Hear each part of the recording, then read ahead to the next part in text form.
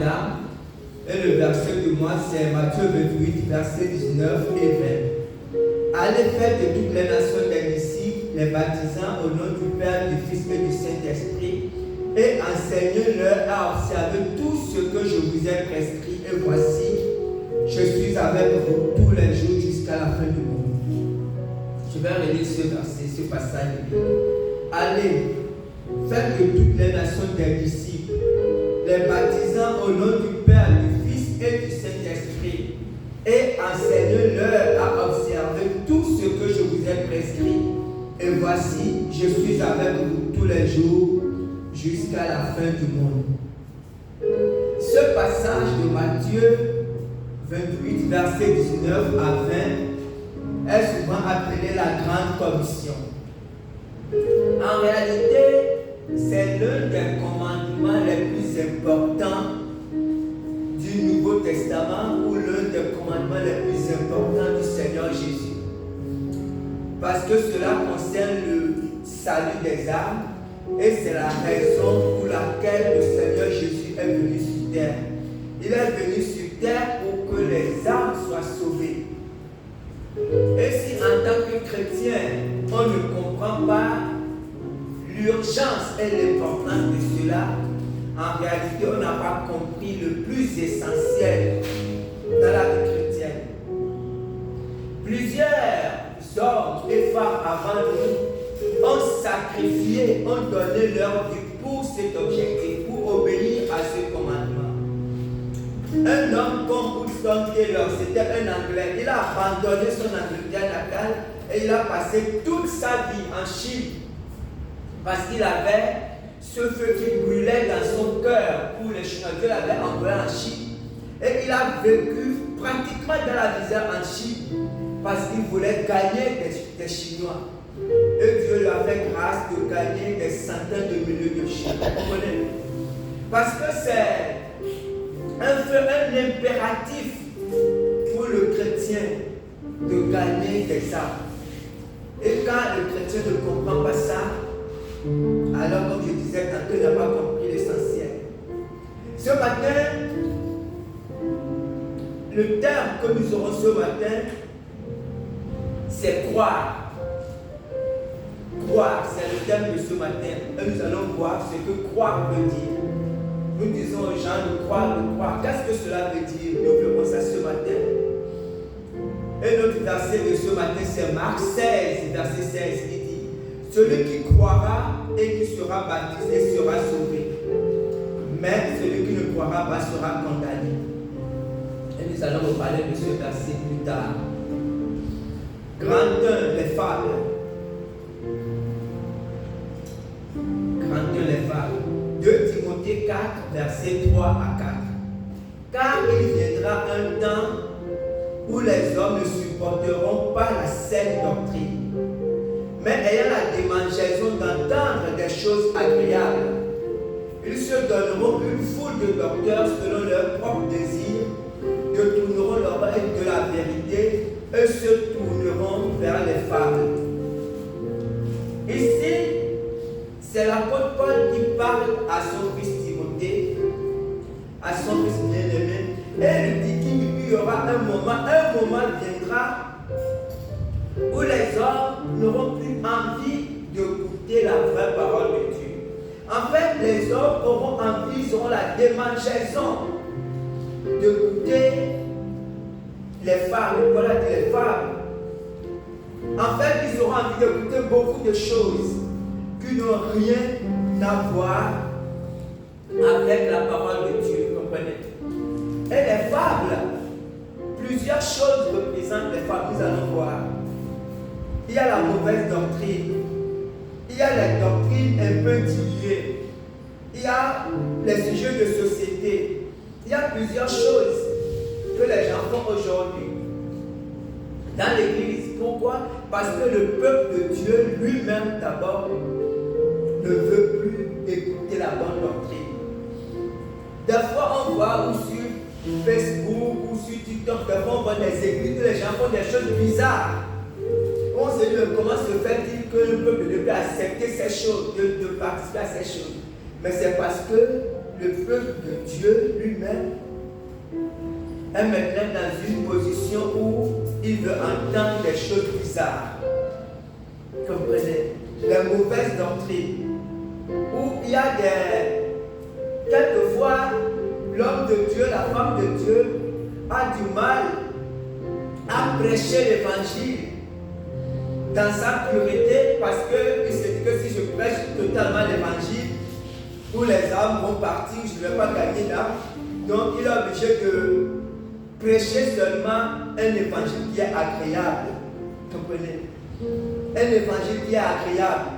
Où certains prêchent les faits de société pour attirer les gens, pour que les gens s'intéressent aux prédications. Ce qui fait que les gens, comprenez? Vous savez, c'est un peu comme dans un spectacle. Les gens, quelquefois, quand ils s'ennuient chez eux, ils peuvent décider d'aller au cinéma, d'aller au théâtre pour se distraire. Et quand ils vont dans ces choses, ils rentrent, ils sont contents, ça fait plaisir à leurs amis, ils se sont distraits. Et il y a des gens qui vont aussi à l'église pour se distraire. L'homme de Dieu prêche bien, il a bien prêché, ou les gens chantent bien, ou c'est amusant, c'est que c'est agréable. Les gens ne vont pas, en fait, pour chercher Dieu, ils vont pour se distraire. Cette génération convertie à l'église, mais ne sont pas convertis à Dieu. Et il y a des églises où les gens sont spécialistes des pleurs, ou spécialistes pour tomber. Les gens tombent, et vous comprenez. C'est toutes ces choses que Paul dit qu'il y a un temps où les gens vont être attirés. On parle de bénédiction, on parle de prospérité, on parle de prophètes. Et le peuple de Dieu est content de vivre dans ces choses-là. Et Paul disait à Timothée, fais attention parce qu'un temps va venir et les gens vont courir vers ces choses. Parce que les gens ont envie qu'on les flatte. Les gens ont envie d'entendre des choses agréables. Les gens ont envie qu'on leur dise de bonnes choses. Or, l'évangile, ce n'est pas ça. Amen. Amen. Grand Dieu, l'évangile. 1 Corinthiens 3, verset 9. Car nous sommes ouvriers avec Dieu. Vous êtes le champ de Dieu, l'édifice de Dieu. Paul dit car nous sommes ouvriers avec Dieu. Vous êtes le champ de Dieu, l'édifice de Dieu. Le Dieu tout-puissant, le Dieu tout-suffisant, le Créateur du ciel et de la terre a choisi dans sa majesté de collaborer avec un homme, de collaborer avec une femme pour le salut des âmes, pour que les gens soient sauvés. Dieu aurait pu le faire seul, mais il a voulu qu'un homme collabore avec lui, qu'une femme collabore avec lui pour que d'autres personnes soient sauvées. Dans Galates 4, verset 19, c'est l'apôtre Paul qui parle. Mes enfants pour qui j'éprouve à nouveau des douleurs de l'enfantement jusqu'à ce que Christ soit formé en vous. Dans ce passage, vous savez, c'est l'apôtre Paul qui parle. Mais en réalité, l'apôtre Paul est poussé par le Saint-Esprit. Et Paul dit, mes enfants, Paul appelle les chrétiens de Galates mes enfants. En fait, Paul s'approprie les chrétiens de Galates comme s'il les avait engendrés seuls, comme il les avait, il avait fait d'eux des chrétiens. Vous comprenez? Et on verra tout à l'heure qu'en fait, c'est le Saint-Esprit qui permet ça. Mais en réalité, Dieu attribue le mérite à un homme. Vous savez, Dieu choisit d'attribuer le mérite du salut à un homme, le mérite du salut à une femme qui a décidé de collaborer avec le Saint-Esprit. On verra qu'en réalité, c'est Dieu qui sauve l'homme. Et que sans le Saint-Esprit, aucune âme ne peut être sauvée. Mais le Saint-Esprit veut honorer un homme, veut honorer une femme qui a choisi de payer un prix et le Saint-Esprit appelle les gens qui sont sauvés, ses enfants. Comme l'apôtre Paul dit, mes enfants, comprenez. C'est pour cette raison que nous devons prêcher le vrai évangile. Vous savez, le vrai évangile, parce que pour que quelqu'un soit sauvé, nous allons voir, pour qu'un homme soit sauvé, pour qu'une femme soit sauvée, je ne parle pas de venir à l'église. J'ai toujours dit ici qu'il est très aisé, il est très facile d'amener des gens à l'église. Et puis dans notre génération, souvent nous disons, il y a des gens qui disent je prie. Je ne sais pas ce que prier veut dire exactement. Si ça veut dire fréquenter l'église, si c'est ça, la personne a raison. Vous savez, on peut amener un homme, une femme à l'église et c'est une bonne chose. Mais faire en sorte qu'un homme, une femme devienne chrétien, gagner une âme, là, c'est que le travail du Saint-Esprit. C'est pour ça que le Saint-Esprit a besoin que nous prêchions le vrai évangile. Nous n'avons pas, en fait, nous n'avons pas besoin de nous inquiéter que la personne va refuser ou accepter. Si la personne accepte ou refuse, là, ce n'est pas notre travail. Notre travail, c'est prêcher l'évangile dans sa pureté et laisser le Saint-Esprit faire son travail dans la vie des uns et des autres. Amen. Grand 3. Et nous allons terminer par ça. Croire et être baptisé. Croire et être baptisé. Marc 16, verset 16. Celui qui croira et qui sera baptisé sera sauvé. Mais celui qui ne croira pas sera condamné. Ici, c'est Jésus qui parle. Et le terme de ce jour, c'est croire. Jésus a dit, celui qui croira et qui sera baptisé. Mais qu'est-ce que croire signifie? Parce qu'on peut dire à quelqu'un, ou quand quelqu'un a une difficulté, on lui dit, tu dois croire à Jésus. Mais la personne peut nous répondre, mais je crois à Jésus. La personne peut, comme je disais, la personne peut dire que mais je vais à l'église, je prie, mais je crois en Jésus. Comment pouvons-nous savoir si la personne a la bonne foi, ou si la personne a la vraie foi, ou si la personne a la mauvaise foi? Comment expliquer à quelqu'un ce que croire veut dire? Vous savez, et c'est ça la difficulté que nous avons en tant que chrétiens. En réalité, croire à Jésus signifie plusieurs choses, mais je vais faire ressortir 4 ce matin. Croire à Jésus, Jésus veut dire d'abord fuir.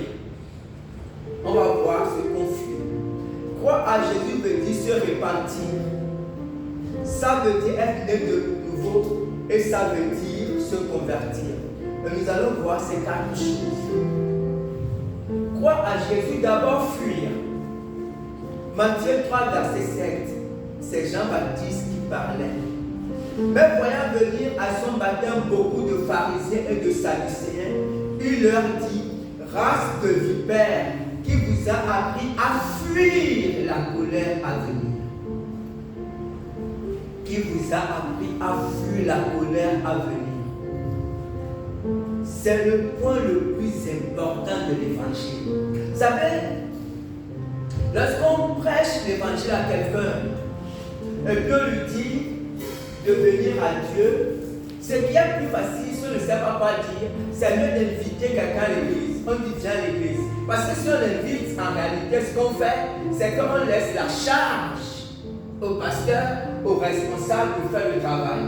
Dans l'espoir qu'avec le temps, Dieu va toucher la personne. Mais si on prêche l'évangile, on lui dit viens à l'église, Dieu va te bénir, Dieu va te sauver, Dieu.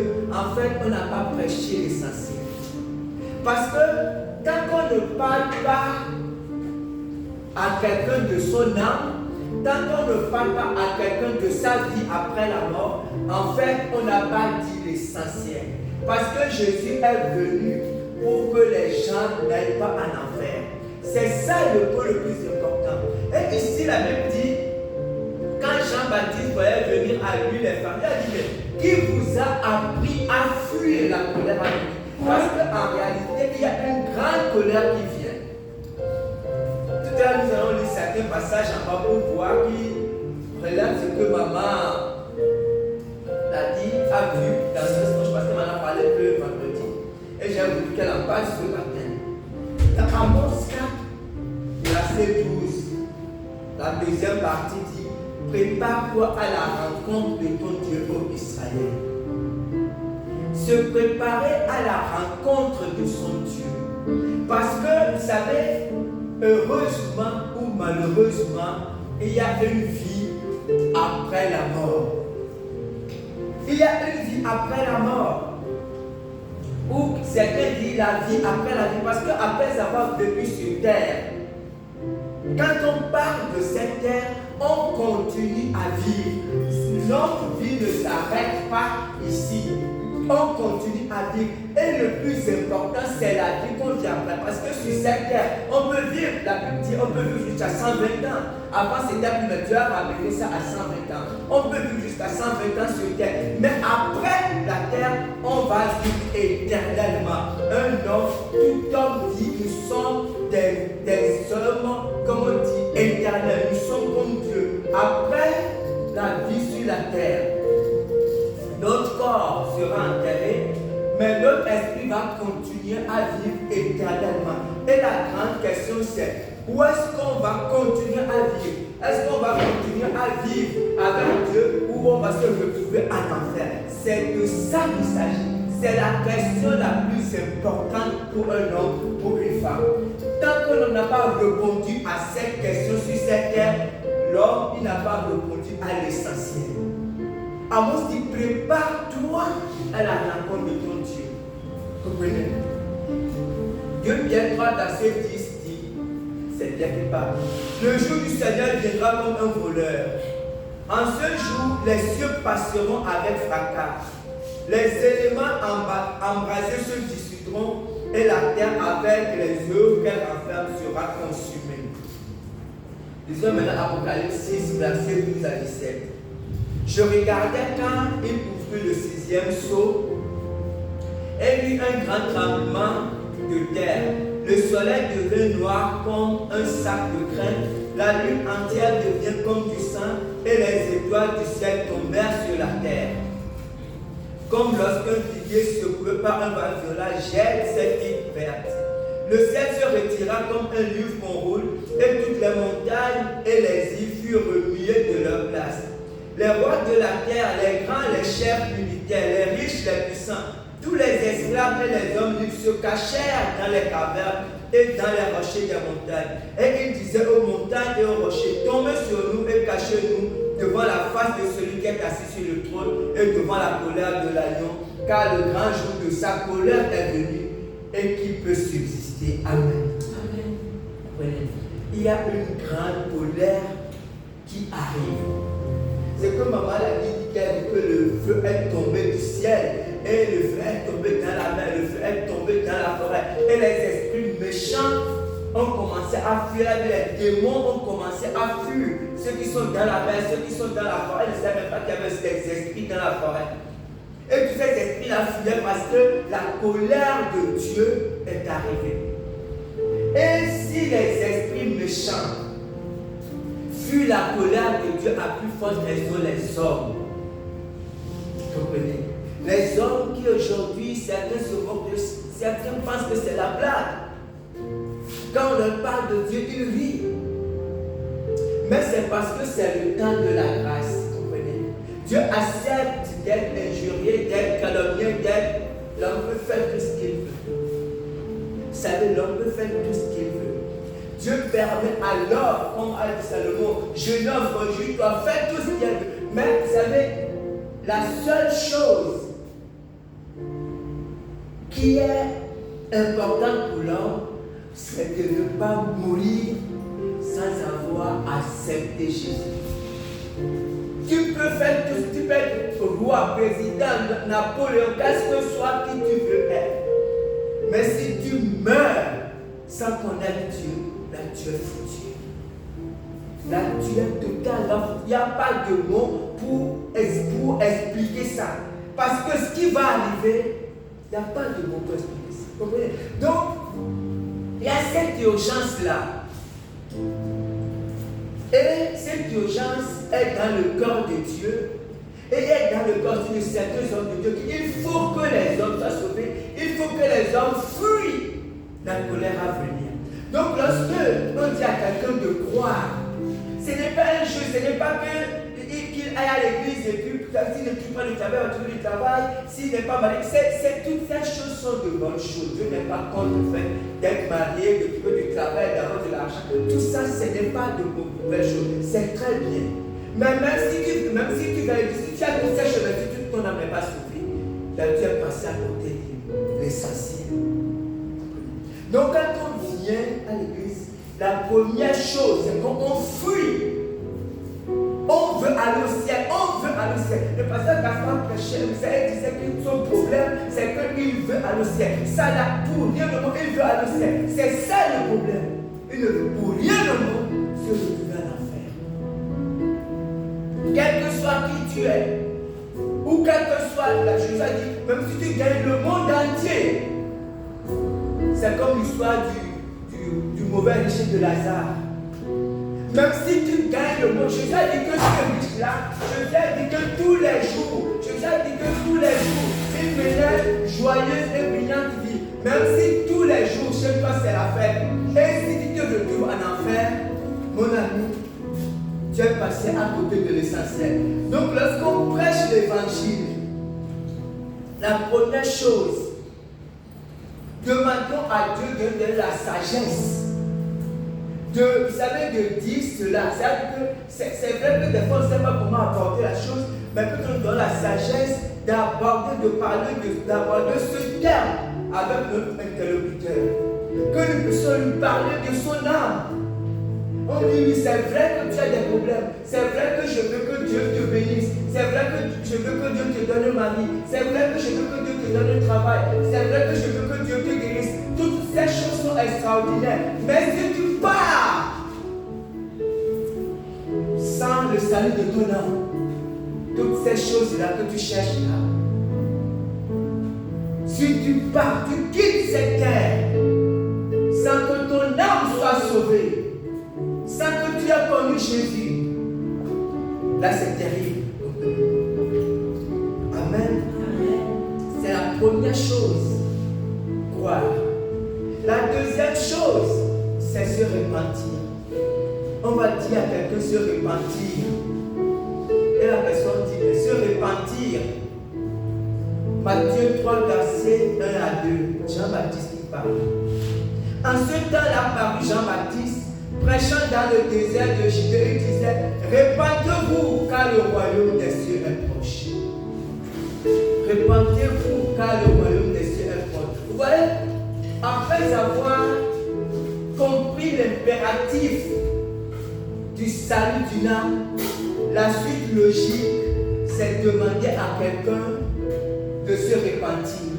Vous savez, mais en fait, la repentance, on en parle comme ça, mais il faut le Saint-Esprit. Parce que lorsqu'on dit à quelqu'un de se repentir, pour que quelqu'un se repente, il faut que la personne réalise que si elle meurt dans cet état, elle va se retrouver en enfer. Il faut que la personne réalise. Or, nul ne peut réaliser cela avec sa tête.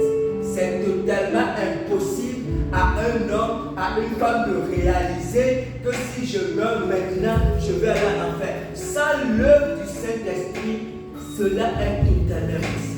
Vous savez, c'est pour ça que l'évangile, ce n'est pas que des paroles.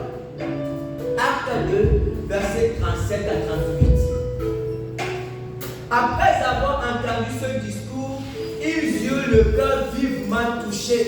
Et il dit à Pierre et aux autres apôtres, oh frère, que ferons-nous? Pierre leur dit, répentez-vous et que chacun de vous soit baptisé au nom de Jésus-Christ pour le pardon de vos péchés et vous recevrez le don du Saint-Esprit.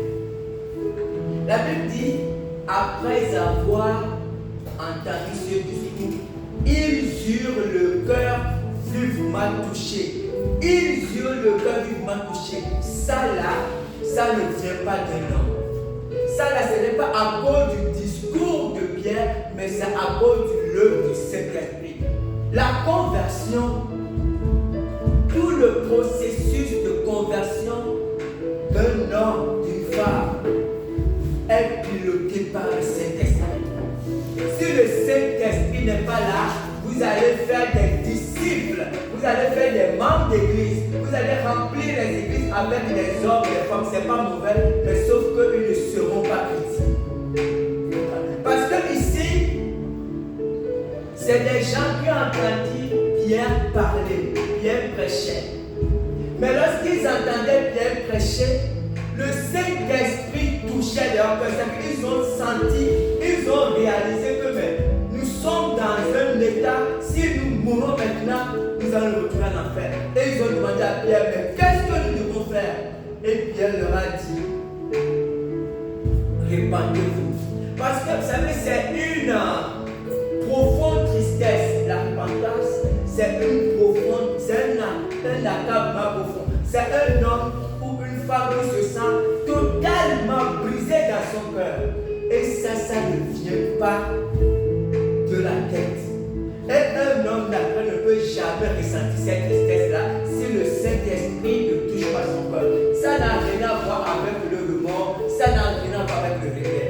Le remords est temporaire, le regret est temporaire. Mais la conviction que le Saint-Esprit produit dans le cœur est tellement profond qu'un homme, une femme peut pleurer pendant des jours pour chercher le salut. Là, il faut le Saint-Esprit.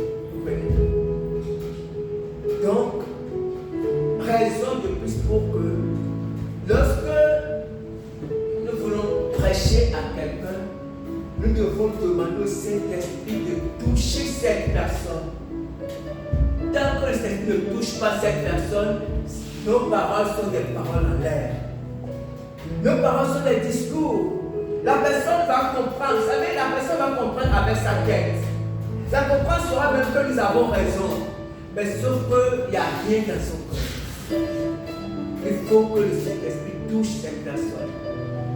Et c'est là où on vient à la troisième chose, être né de nouveau, la nouvelle naissance. Jean 3, verset 3. Jésus lui répondit, en vérité, je te le dis, si un homme ne naît de nouveau, il ne peut voir le royaume de Dieu. Voilà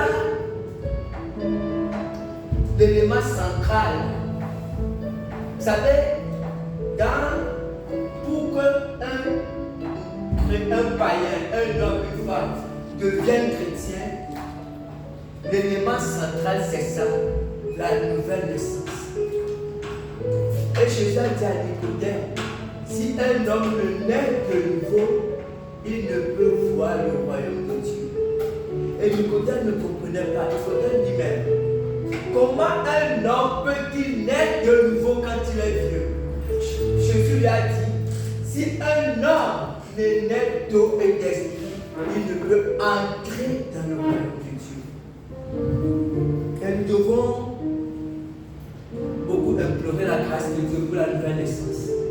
C'est parce que la nouvelle naissance est un miracle. Un miracle que le Saint-Esprit opère dans le cœur des hommes et des femmes. Vous savez, j'ai souvent donné l'exemple ici d'un poussin et d'un aiglon. Je dis, quand vous les voyez, quand ils sont petits, les deux sont jaunes, on voit un poussin, on voit un aiglon, ils se ressemblent. Mais la grande différence, c'est que dans l'aiglon, il y a la puissance, la capacité de voler. Et c'est la même chose pour un homme, une femme qui est né de nouveau.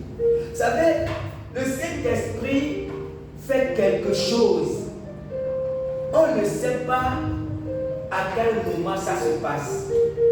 On ne sait pas si le Saint-Esprit le fait au début, quand on commence à prêcher à quelqu'un. Parce que quand on commence à prêcher à quelqu'un, et si la personne est vraiment accablée, parce que des fois tu peux commencer à prêcher à quelqu'un, et puis tu vois la personne totalement brisée, et la personne commençait à pleurer sur ses péchés. Si cela arrive, ça veut dire que le Saint-Esprit a déjà fait quelque chose dans la vie de cette personne.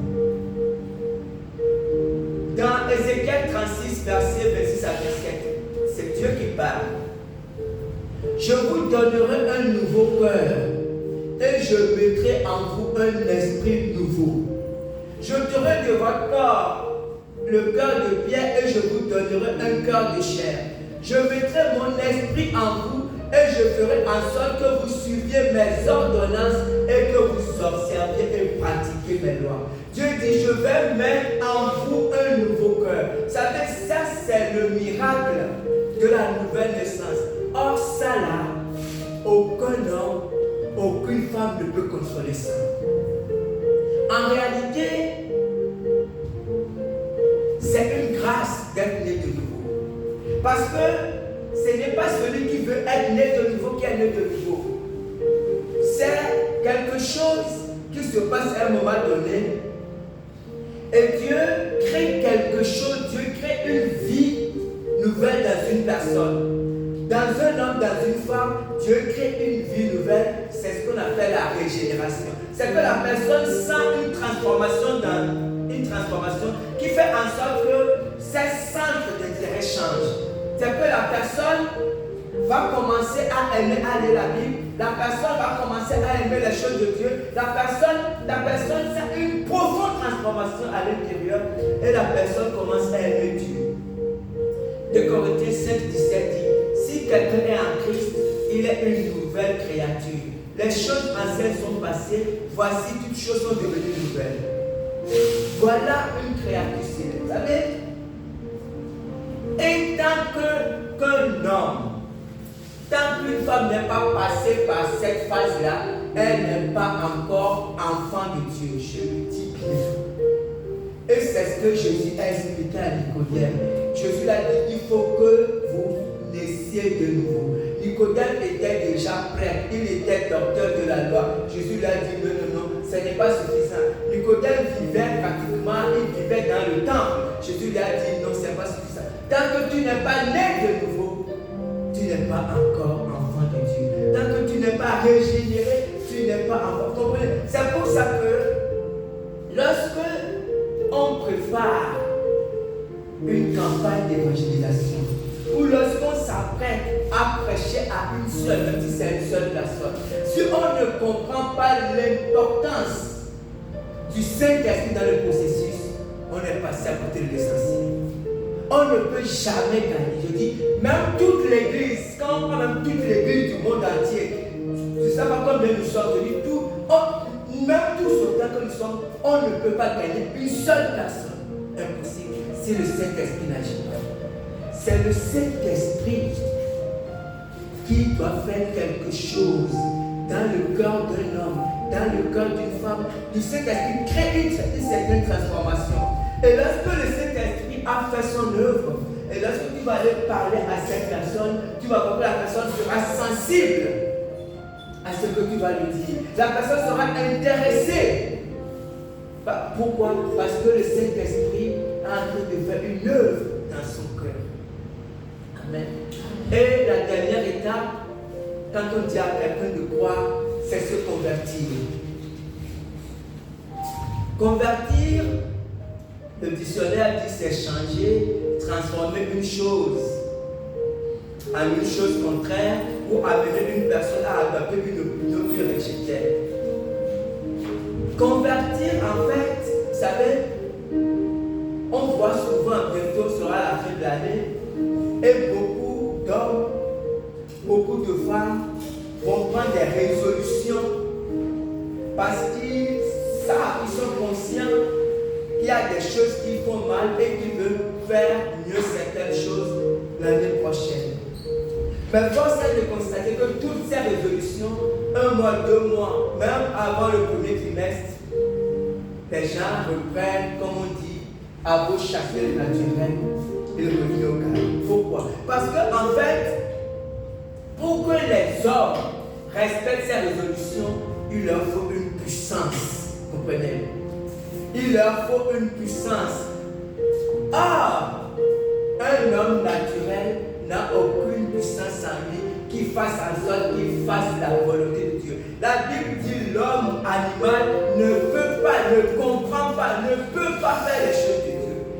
n'a aucune force. Tu ne peux pas dire à un homme naturel. Vous savez, c'est là où les hommes, je fais parler d'hommes, les hommes ne comprennent pas ceux qui sont chrétiens. Parce qu'un homme naturel ne peut pas, il est marié, il ne va pas draguer. C'est pas possible. Pourquoi? Parce qu'un homme naturel a le péché en lui. Et ce n'est pas seulement qu'il a le péché. Même un homme naturel qui trompe sa femme, ce n'est pas des fois qu'il ne veut pas tromper sa femme. Mais il ne peut pas contrôler, il n'a pas en lui la puissance qui l'empêche de tromper sa femme pour son mari, etc. Il n'a pas en lui cette puissance. Alors que celui qui est né, lisez un peu ce que Paul écrit dans Colossiens 1, Colossiens 5, verset 1 à 5.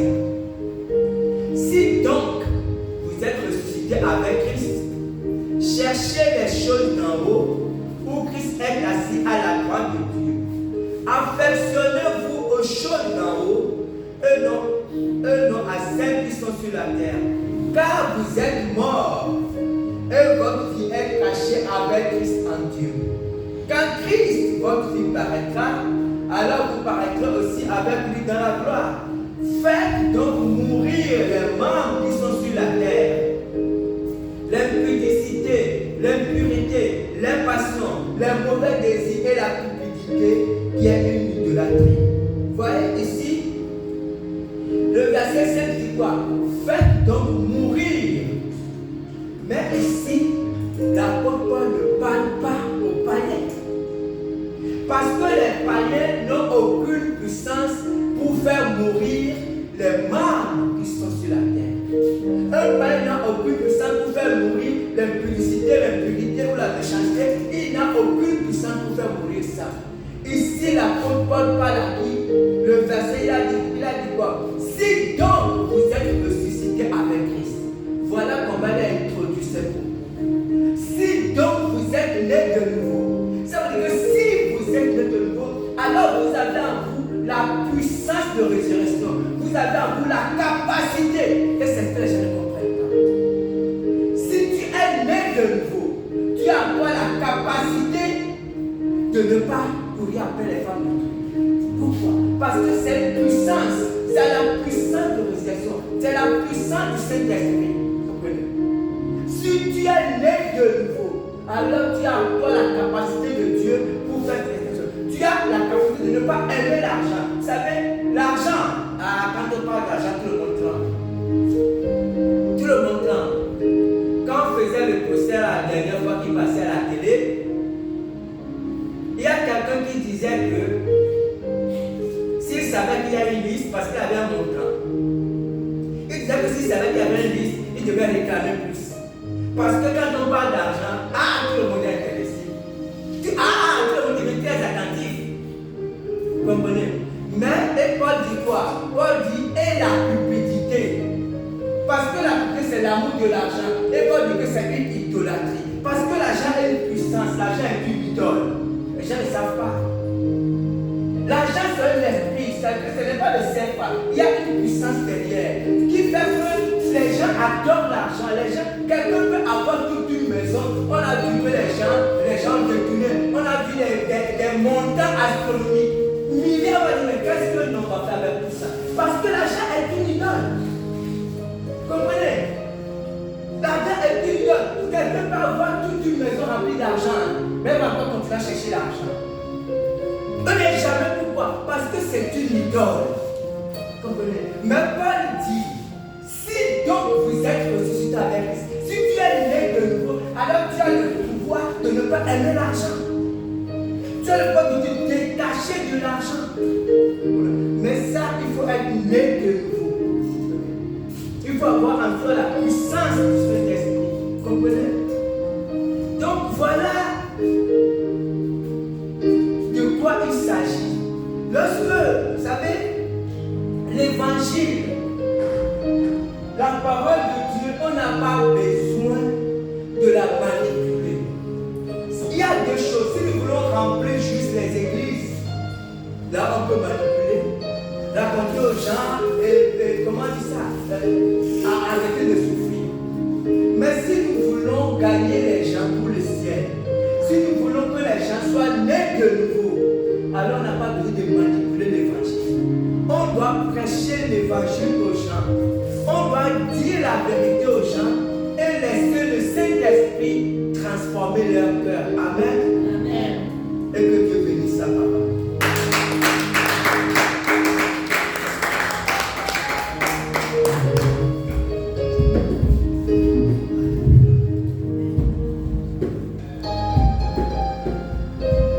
Je vais juste prier. L'appeler papa. Seigneur du ciel et de la terre, Dieu éternel, Dieu des armées, Dieu tout-puissant, Dieu tout-suffisant, Roi des nations, précieux Jésus, tu es l'agneau de Dieu qui ôte le péché du monde. Tu es le rédempteur du monde, Seigneur éternel. Tu as donné ta vie pour que les hommes soient sauvés. Tu nous as dit d'aller par toutes les nations, faire des disciples et de leur enseigner à observer tout ce que tu nous as appris. Nous te supplions, Dieu du ciel et de la terre. Nous voulons être des gagneurs d'âme. Apprends-nous à être des gagneurs d'âme. Apprends-nous, je t'en supplie, précieux Saint-Esprit, à être des gagneurs d'âme. Conduis-nous, donne la sagesse, Seigneur éternel. La sagesse de gagner des âmes pour la gloire de ton nom. À toi la gloire et l'honneur, Roi des nations. Au nom puissant de Jésus.